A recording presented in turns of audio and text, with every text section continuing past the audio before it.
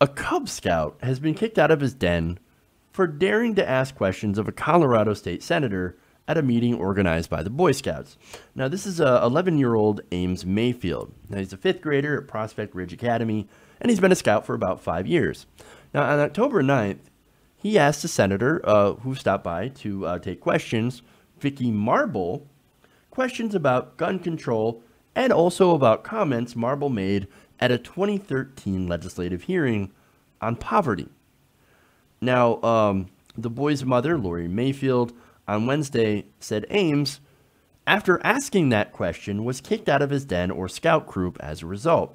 Now, look, first, what I want to do before I get to his question is because it relates to these comments made in 2013. So I'm going to show you a video with some audio from those comments from 2013 that at the time were widely covered. Earlier today, in fact, while looking up the story, I saw that Kyle Kulinski from Secular Talk had also mentioned these comments, so he covered it. So I want to show you that video right now. Let's take a look. Also, when you look at life expectancy, there are problems in the black race. Sickle cell anemia is something that comes up. Diabetes is something that's prevalent in the genetic makeup, and you just can't help it. Although I've got to say, I've never had better barbecue and better chicken and ate better in my life than when you go down south and I love it, and everybody loves it. Wow. So, look, that is deeply racist. She started out by saying, well, there's problems with the black race. And also said, and then somehow she went to eating chicken. And it kind of gives you the impression that she's blaming black people for being poor and fat and unhealthy. You know what I mean? Oh no, they're genetically inferior, but then they also go down south and they eat fried chicken and barbecue chicken. And it's amazing. I love their barbecue and fried chicken and everything, but that's a problem. You know who loves barbecue and fried chicken? I do. I love it. But look, what this is that this is stereotyping, and also a way to blame black people for being poor. Again, this was a poverty summit, right? She was talking about poverty. Now, let's fast forward to 2017. Now, Ames had asked this of Marble. And now remember, this is a 10, 11-year-old kid, right? He said, I was astonished that you blame black people for poor health and poverty because of all the chicken and barbecue they eat. Now, here's her response. Oh, no, I didn't say that. What are you talking about? I didn't say that. What are you talking about? Fake news. Quote, I didn't. That was made up by the media. So you want to believe it? You believe it. But that's not how it went down. I didn't do that. That was false. Get both sides of the story. But wait a minute. You guys just heard the audio. The audio tape has existed for years. It's there. You can check. You just heard it. She said there are problems in the black race. They have inferior genetics, and they just can't help it. And by the way, you go down south, and you've got all that barbecue chicken. That is disgustingly racist.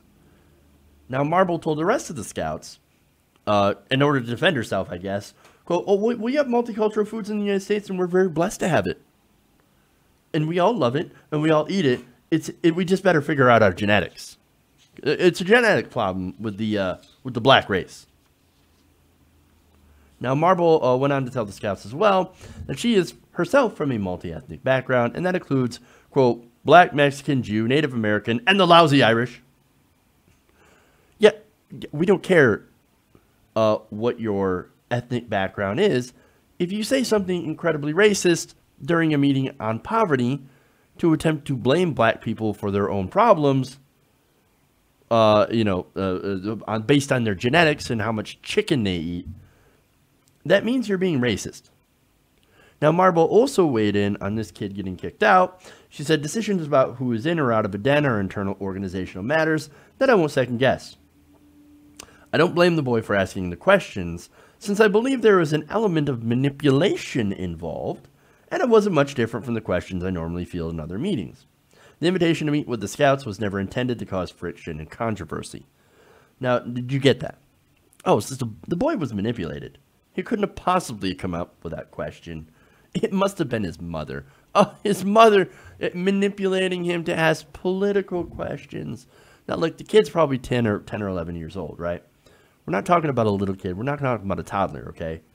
Now, kids at that age are observant. They're observant and they're smart and they're able to do their own research. And that's exactly what Ames had done.